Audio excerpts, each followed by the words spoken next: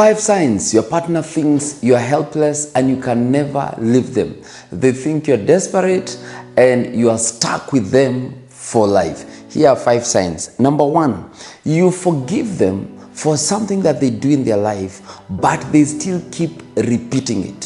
For instance, if they did something, they cheated on you, you forgive them, but they still keep doing it. It's like they don't really care what you think about them. They know that you are going nowhere. They know even if I continue doing this mistake, this person is stuck with me. They are desperate.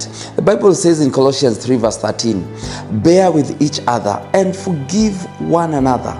If any one of you has a grievance against someone, forgive as the Lord forgave you. They take advantage of this type of verses. They know you will forgive them over and over again. They know Jesus said 7 times 7. So they will do it as many times as they can because they know you're not going anywhere. And they know that you're a believer and they know you'll forgive them. Desperation. Number 2, they disrespect you in public because they know that you are stuck. For instance, they know that you have nowhere to go. They know you depend on them financially for your own sustainability. They know this person is going nowhere. They know that you are so in love with your children.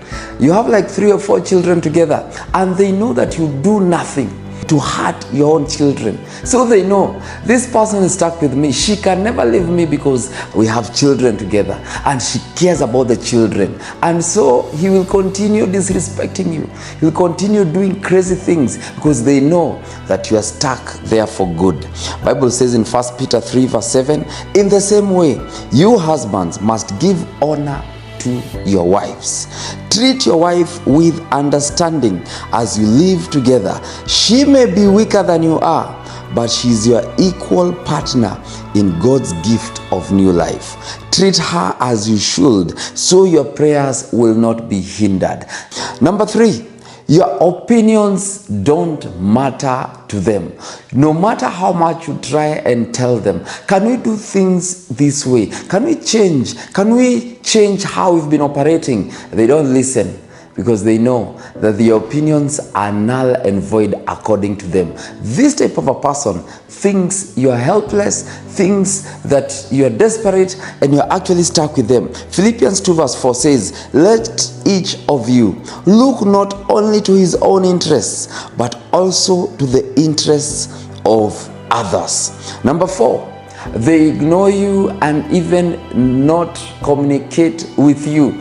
They know very well that you're not going anywhere. Sometimes you'll text them, you'll call them, and they'll ignore your calls. They will boutique you. They'll go for days without texting back because they know this person is not going anywhere. And when they want to communicate to you at their own time, just when they feel like they have time, that's when they reach out. And they'll always reach out only when they want something in return. This person is actually taking advantage of you. Bible says in Philippians 2 verse 3, do nothing from rivalry or conceit, but in humility count others more significant than yourselves. Number 5, they will introduce other people in your life. They'll introduce a second wife and you wonder, when did I ever subscribe to being a polygamous relationship? They'll bring other people in your relationship. You'll hear they have one side chick, then another side chick, and you wonder, what's really happening? And when you try to discuss it with him, he will be very rough. He does not want to talk about it, and he tells you, do not disturb me.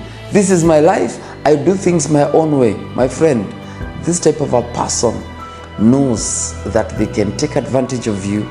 They know that you're helpless. You can't set your boundaries, and that's why they're doing all this. That's why we hear people saying, and we are now 3 of us in our family. We have a second wife, we have a third wife, and you have nothing to do.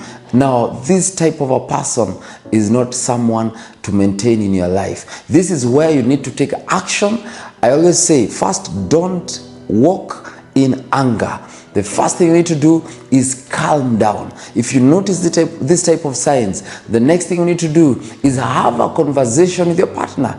Tell them, I have my own boundaries. There are things I will not tolerate in my life. I will not allow you to mess up my family. I came here because I love you and I care about you. The next thing you need to do, if they cannot listen to you, engage a third party. Look for a counselor, look for a pastor, and if it gets so difficult, you can engage your parents and tell them, this is not the marriage that we subscribe to. Now, you need to be well respected. You need to be well appreciated. You need to be honored. The Bible says, honor your partner. Treat them like an equal in the relationship.